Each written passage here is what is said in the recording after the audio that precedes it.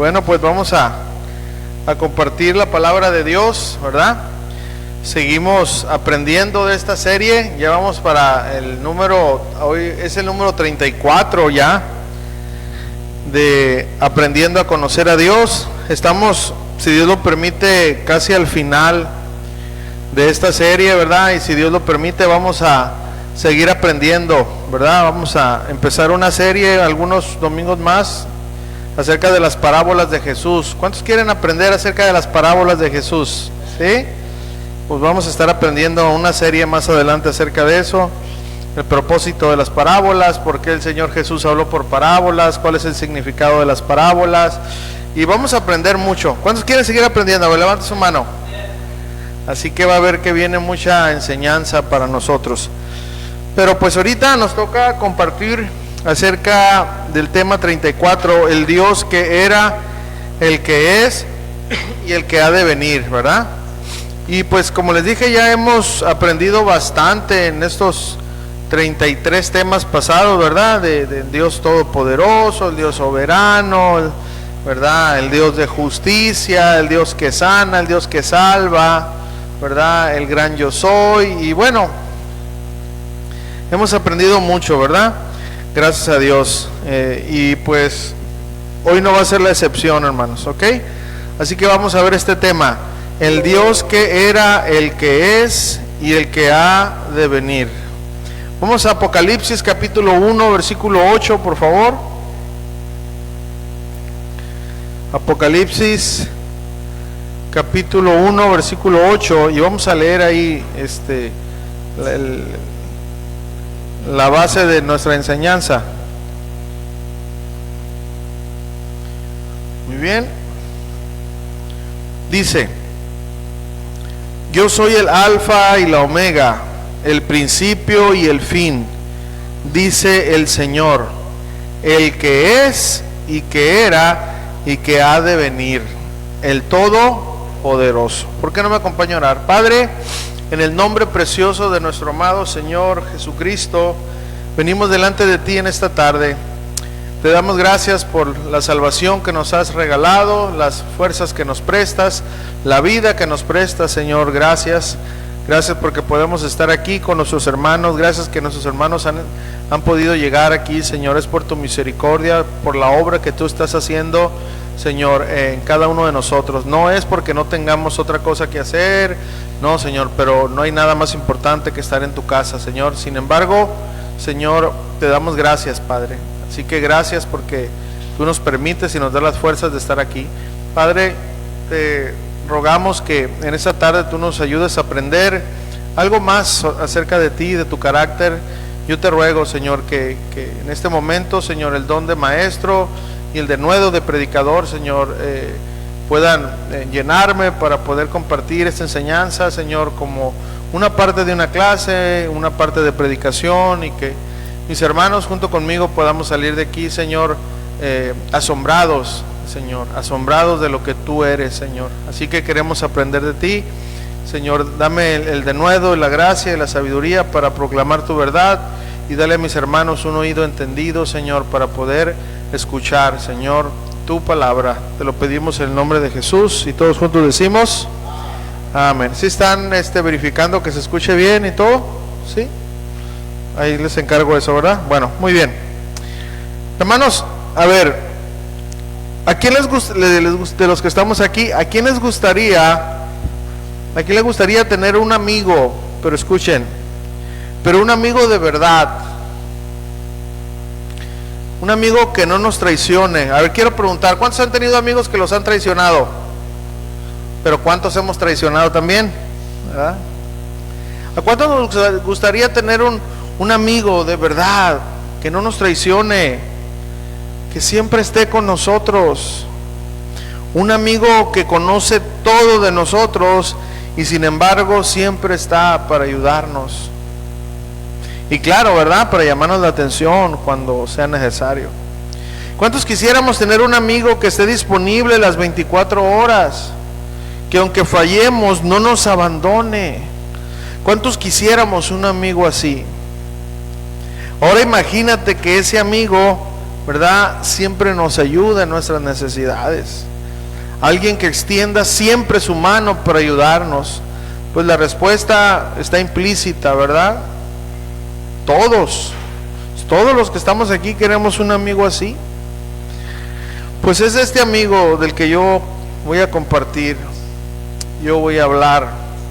Y no solo estas características que ya mencioné ahorita, sino muchas más, ¿verdad?, que tiene este amigo, que tiene como fin, ¿verdad?, que podamos conocerlo cada día más. ¿Quieres saber de qué amigo es el que te estoy hablando y quieres saber más de él? Pues es precisamente de él del quien hoy te voy a hablar. Así que vamos a prestar mucha atención. Vamos a hablar rápidamente así algo general antes de entrar, porque casi no hemos hablado de Apocalipsis. Y miren, cuando se cita Apocalipsis, luego se nos vuela la cabeza, ¿no? Ay, no, yo no lo entiendo. Bueno, miren, hermanos, Dios permitió que Apocalipsis estuviera ahí para que nosotros podamos aprender, simple y sencillamente. No es un libro que no podamos entenderlo. Dios no habla por símbolos, ¿verdad? Dios nos habla claramente. Este libro de Apocalipsis significa revelaciones. Es el último libro de la Biblia, ¿verdad? Y miren, como les digo, siempre pensamos, antes de ver todas las riquezas que hay ahí, empezamos y decimos, ¿quién será ese monstruo de 7 cabezas que sale ahí? ¿Y qué serán esos 1000 ojos que tiene el otro que está ahí? Y bueno, sí hay mucho simbolismo en este libro, ¿verdad?, de la Biblia, ¿verdad? Pero no tiene el sentido de confundirnos, sino que podamos aprender de él. Quiero decirte que no necesitas ser un escatólogo o un experto en las cosas que están por venir para que tú puedas entender este libro, ¿verdad? Este libro contiene las cosas futuras en las cuales hay muchas enseñanzas. Así que miren, el que escribió este libro es el apóstol Juan, o el discípulo amado. Él había sido exiliado por el propósito que Dios tenía para él, ¿verdad? El único discípulo que no fue martirizado, porque pues Judas no se le puede contar, ¿verdad? Él fue exiliado a la isla de Patmos, ¿verdad?, una prisión. Ahí terminó sus días. Él murió de anciano, ¿verdad? Aunque la historia cuenta que en varias ocasiones quisieron quitarle la vida. Una de ellas dicen que prepararon una olla grande con aceite hirviendo y que lo metieron ahí, y que Juan salió como si nada, que no le había pasado nada. ¿Por qué? Pues porque Dios tenía un propósito para él, ¿verdad? Entonces estaba en esta isla cuando Dios le presentó esta revelación, una visión, ¿verdad?, para que él la transmitiera y que podamos aprender de ella, ¿verdad?, y que estemos preparados para los tiempos que en ese momento se le estaban mostrando, que eran momentos futuros, ¿verdad? Y créanlo que mucho de eso ya lo hemos pasado, lo estamos pasando y lo vamos a pasar, ¿verdad? Así que pues vamos a estar aprendiendo únicamente de la introducción, o sea, capítulo 1, versículo 8, ¿no?, de la introducción de este libro, que tiene como propósito primeramente presentar a Jesús como el que le estaba mostrando a Juan esta visión o revelación, ¿ok? Sencillamente. Muy bien. Una vez más, Apocalipsis 1:8 dice: yo soy el alfa y la omega, principio y fin, dice el Señor, el que es, el que era y el que ha de venir, el Todopoderoso. Vamos a seccionar el versículo para poder ir aprendiendo frases por frases. Miren,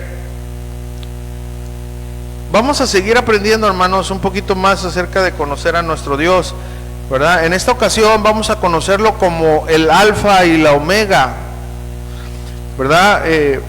Pero antes de explicar esto, vamos a ver la primera palabra y frase que habla ahí en Apocalipsis 1:8. Yo soy, ¿ok? ¿ok?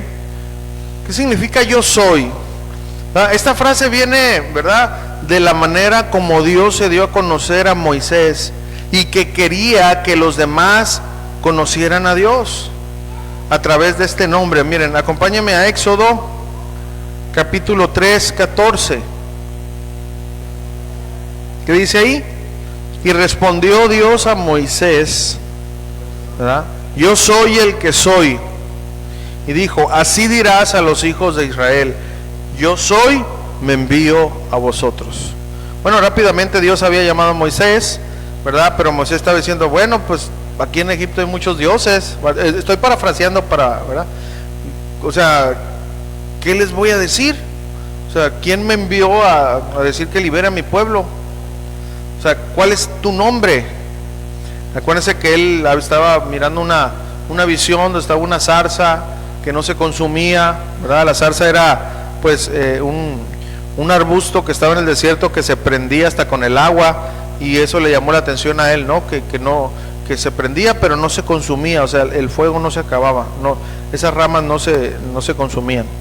Bueno, en otras palabras, lo que Dios le estaba diciendo a Moisés, o sea, no hay nadie, fíjense, no hay nadie que me haya enviado o creado. Esta frase significa eso. Yo existo por mí mismo, y por mí es que todo existe. Por ejemplo, para que me entiendan mejor, cuando yo me presento, yo digo, soy, ¿verdad?, el arcángel Julio Baeza. No se crea. Yo digo, soy Julio Baeza, pero escuchen esto. Mi apellido de Baeza no lo inventé yo, ¿verdad que no?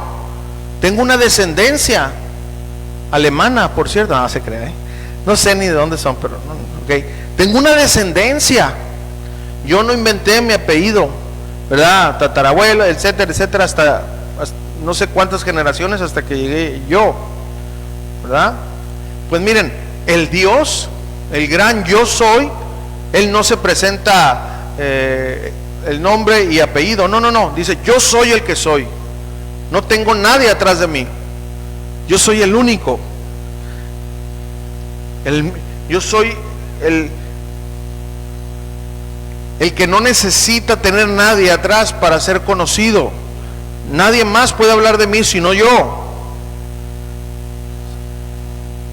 ¿Okay? Eso es lo que estaba diciendo. Ese es el yo soy de Dios. Miren, cuando Jesús dijo yo soy, bueno, hubo varios yo soy que dijo Jesús, ¿no? Pero por ejemplo, cuando dijo yo soy el buen pastor, cuando escucharon esta frase de yo soy, ellos sabían que solo Dios se presentaba como el yo soy. Aquí en esta frase entonces se comprueba la divinidad de Jesús. ¿Ok? Ahora, pasando a la siguiente parte, el alfa y el omega. ¿Qué significa esto? Miren, eso significa en el alfabeto griego la primera letra y la última, alfa y omega. ¿Ok? Y eso significa, su significado es plenitud. Voy a poner un ejemplo para que me entiendan mejor. Nosotros en nuestro alfabeto, ¿cuál es la primera letra? ¿Y la última palabra? No, letra A. Ok, la primera letra es la A y la última letra es Z. Cuando yo digo, ¿verdad? Por ejemplo, este salón está enterito desde la A hasta la Z. ¿A qué me refiero? Que está ¿qué? Completo, que no le falta nada. ¿Sí me entienden? No le falta ni le sobra nada. Bueno, eso significa alfa y el omega. Completo, totalmente, no le sobra, no le falta nada, Él lo es todo. ¿Estamos aprendiendo? Bueno, vamos a pasar a la siguiente frase. Apocalipsis 1:8, una vez más.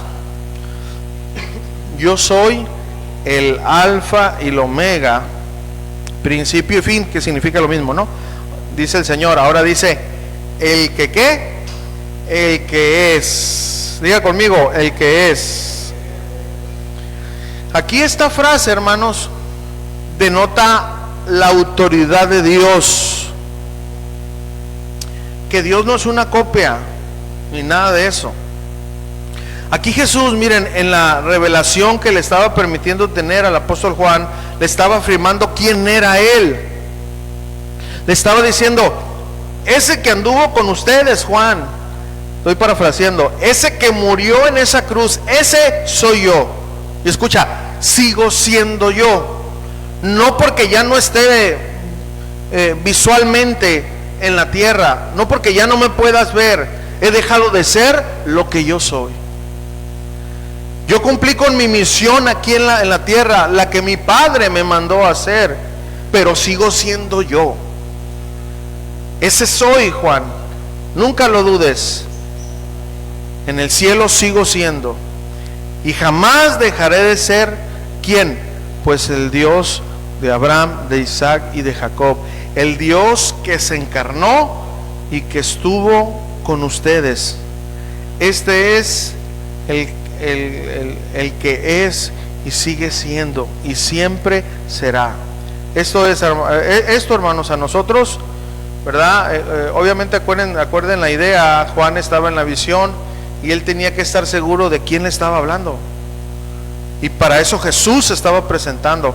Pero para nosotros esto debe de traer a nosotros paz. ¿Por qué? Porque Dios no cambia. El Señor Jesús no cambia, hermanos.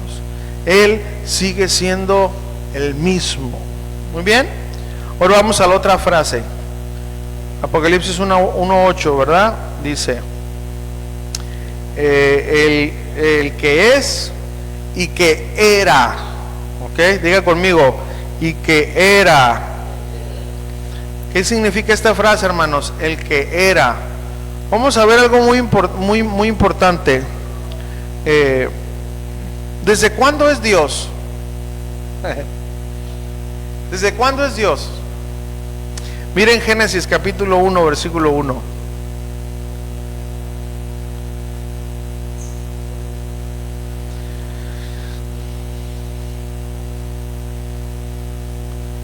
Génesis 1:1, ¿está bien? Está después de la ¿de dónde está? De la pasta, ¿verdad? ¿Cómo dice ahí, hermanos? En el principio creó Dios los cielos y la tierra. El versículo 2 dice: y la tierra estaba desordenada y vacía, y las tinieblas estaban sobre la faz del abismo, y el Espíritu de Dios se movía sobre la faz de las aguas. Miren, hermanos, hay algo aquí muy importante. ¿Quién es el que dice en el principio? Pónganme atención en esto porque es muy importante. ¿Quién es el que dice en el principio? ¿Quién es el único que puede decir desde el principio? Mira, un ejemplo. Yo puedo decir, cuando iniciamos la iglesia ayer en Mexicali, yo puedo decir, este día iniciamos. Yo puedo decir, junto con algunos de otros de mis hermanos, el día que iniciamos la misión aquí en la misión, aquí en Algodones, en la casa de nuestro hermano José, ¿verdad? Podemos decir, ese día se inició, porque nos tocó estar ahí ese día, ¿verdad? Nos tocó eso, ¿verdad? Pero no podemos decir, yo estuve cuando se inició la iglesia, ¿verdad que no? No, porque no estuvimos ahí. Pues miren, solo Dios, escuchen esto, solo Dios es el único que puede decir en el principio. ¿Saben por qué? Porque Él es antes del principio de todas las cosas. Antes de Dios no hay nada, en Dios lo es todo. Entonces miren, la creación vino en un tiempo, sin embargo, Dios ya estaba ahí. ¿Por qué, hermanos? Porque Dios no tiene principio. Él es el principio. La creación y todo lo demás que nosotros, ¿verdad?, hoy conocemos por la palabra de Dios, son obra de sus manos. Y esto, amados hermanos, es algo tan hermoso saber que el Dios eterno es el que nos ama, el que nos ha salvado y el que sigue en el proceso de santificarnos. Sus planes, hermanos, no son de ahorita.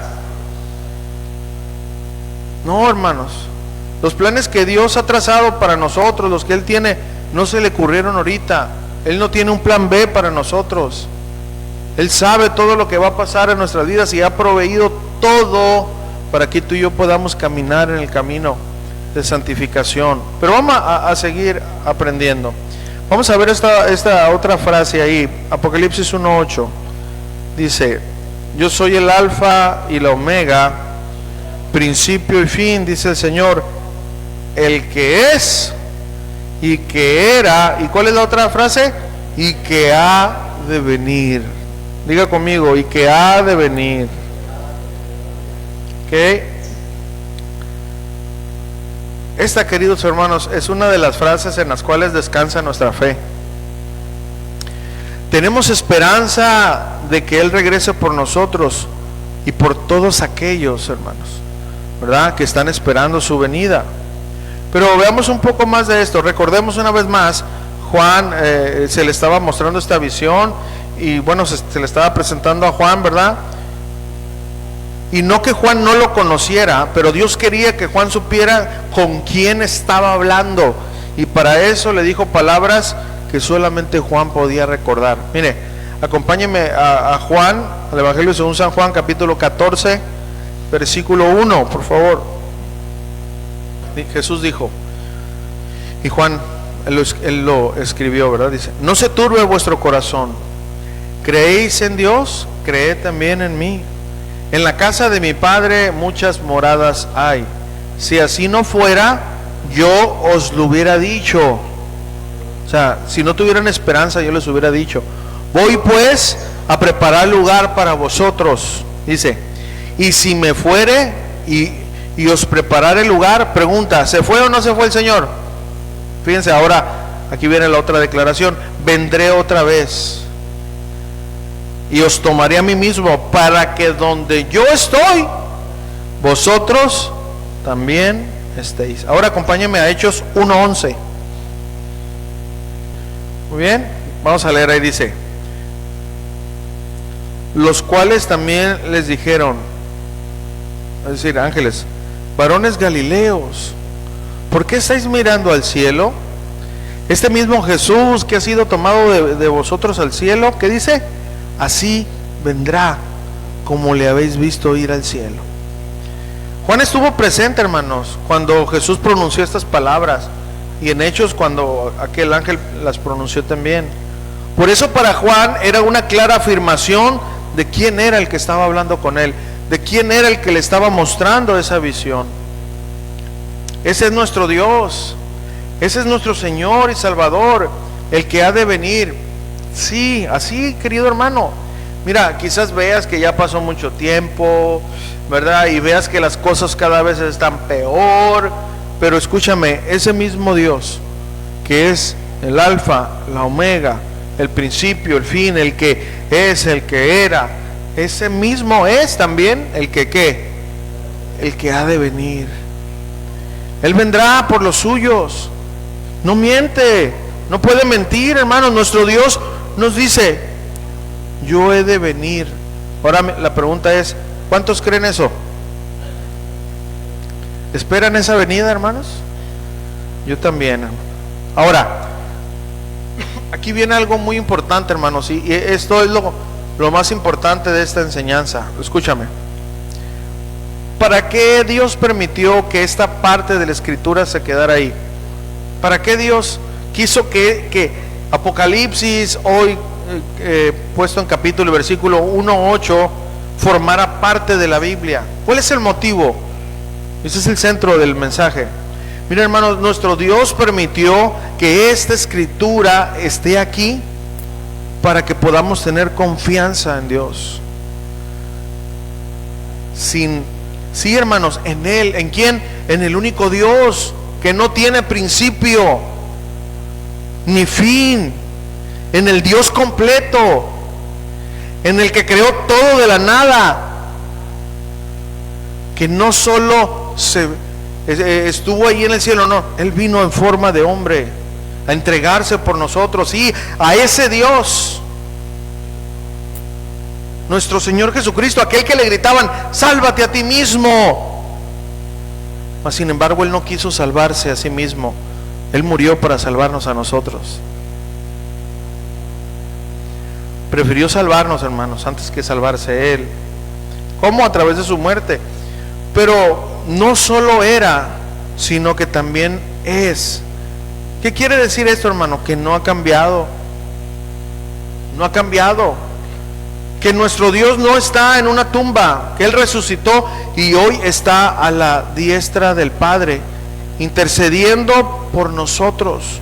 Nuestro Señor y Salvador sigue siendo el mismo de ayer, de hoy y por los siglos. Esto es lo que quiere, hermanos, el Señor que entendamos en esta frase, en este versículo, de que Él es. Eso es lo que Él quiere, hermanos, que Él es el que es. Pero no solo eso, sino que vendrá. Y una vez más, hermanos, esta frase es la esperanza de muchos de nosotros. Queremos que Jesús regresará por nosotros, que destruirá el reino de las tinieblas y establecerá su reino siempre eterno, ese reino que no tendrá fin. Queridos hermanos, nuestro Dios es el alfa y la omega, el principio y el fin, el que es, el que era y el que ha de venir. Saber esto, hermanos, el propósito de esto es llenarnos de esperanza. Llenarnos de esperanza. Esto nos debe de traer, hermanos, más entendimiento de quién es nuestro Dios. Él es más que un superhéroe de caricaturas, más que un superhéroe que está en los cómics. Nuestro Dios no tiene una debilidad. Escúchame, no tiene una debilidad, ¿verdad? Los superhéroes que nos metieron en la cabeza, ¿verdad?, desde niños, son personajes creados en la mente de alguien. Es decir, no existen. No existen. Pero aparte, siempre se les miró con alguna debilidad. Hermanos, los grandes hombres que fueron ejemplos hasta el día de hoy, que Dios usó, que están sus nombres y su trayectoria escrita, que Dios permitió que estuviera escrito en la Biblia, estuvieron llenos de debilidades. Abraham al principio medio obedeció a Dios. Él mentía para que por la hermosura de su esposa no lo mataran. Moisés era un hombre muy titubeante al inicio. Después perdió la paciencia en un descontrol y no entró físicamente a la tierra prometida. ¿Qué podemos decir de los profetas, hermano? Buenos hombres de Dios, pero en muchos momentos dudaron. ¿Qué podemos decir de los reyes? Saúl, el primer rey, un hombre celoso, envidioso, vanidoso. ¿Qué podemos decir del rey David? Aunque con grandes hazañas, recordado por muchos, que tenía el corazón conforme a Dios, ¿qué pasó? Adulteró y asesinó para cubrir su pecado. Si entramos en el Nuevo Testamento, ¿qué podemos decir de los discípulos? Hombres que amaban a Jesús, pero llenos de debilidades. Pedro confiaba mucho en Él, era autosuficiente, ponía por encima los sentimientos antes que la obediencia. Tomás dudaba mucho de Jesús. Los hermanos de Jesús no creían en Él hasta después de la resurrección. Escúchenme, hasta Juan, el discípulo amado, quería en una ocasión que lloviera fuego del cielo. En serio, hermanos, hasta él. Y bueno, pues qué decir de Judas, ¿no? El que terminó por traicionarlo y entregarlo a las autoridades para que fuera crucificado. ¿Qué podemos hablar de los discípulos? Los que se conocen más, ¿verdad? Pues son los de Juan, porque fue el último, ¿verdad? Policarpo, Cireneo, y ahí todos ellos empezaron como los padres de la iglesia, hombres llenos de debilidades. Tanto así que se distorsionó la fe, que empezaron a unir, ¿verdad?, lo que fue la iglesia con el gobierno, y ahí viene el catolicismo y vienen muchas cosas. O sea, hombres llenos de debilidad que tenían encargada la iglesia. Todos estos hombres que estoy mencionando tenían algo en común, que es, son mortales. Hasta ahorita ya no hay ni uno de ellos, y pecadores. Pero en cambio, hermanos, nuestro Dios es eterno, atemporal, es decir, el tiempo a Él no le afecta. Ese es el Dios, hermanos, en el que tú y yo creemos. El Dios que quiere que lo podamos conocer y que estemos seguros de quién es Él. El Dios que adoramos. Por eso Dios inspiró al apóstol Juan a que escribiera esta visión y que estas palabras traspasaran las generaciones. Después de 2000 años, hoy seguimos aprendiendo de Él. Y todos aquellos que seguirán aprendiendo mientras el Señor no regrese, mientras el fin de todas las cosas no llegue. Perdón. Así que, amado hermano, Dios quiere que nuestra confianza, nuestra gratitud, nuestro amor, obediencia y fe estén siempre firmes en Él, en su persona, porque una vez más Él es el alfa y la omega, el principio y el fin, el que es, el que era y el que ha de venir, el todopoderoso. Esa última frase no la menciono porque ya dimos una enseñanza específicamente del Dios todopoderoso, o el Shaddai, ¿verdad? Por eso ya sabemos eso, ¿verdad? Amén, hermanos. ¿Aprendimos de eso? Pues eso, hermanos, en serio, jamás se nos debe de olvidar. Jamás, hermanos. Entendiendo esto, en serio, hermanos, nuestro concepto de Dios debe de cambiar. Vámonos sobre la conclusión y la aplicación, hermanos. Miren, hermanos, no existe nadie, ni existirá nadie como nuestro Dios. Su deseo, hermanos, es que sus hijos lo conozcan, y que en cada circunstancia que estemos pasando no se nos olvide quién es Él. Él no está fuera de nuestras situaciones. Dice la Biblia, cercano está Jehová. Hermano, por más pruebas que estés pasando, por más dificultades que estés pasando, Él es el que es. No se ha olvidado de ti.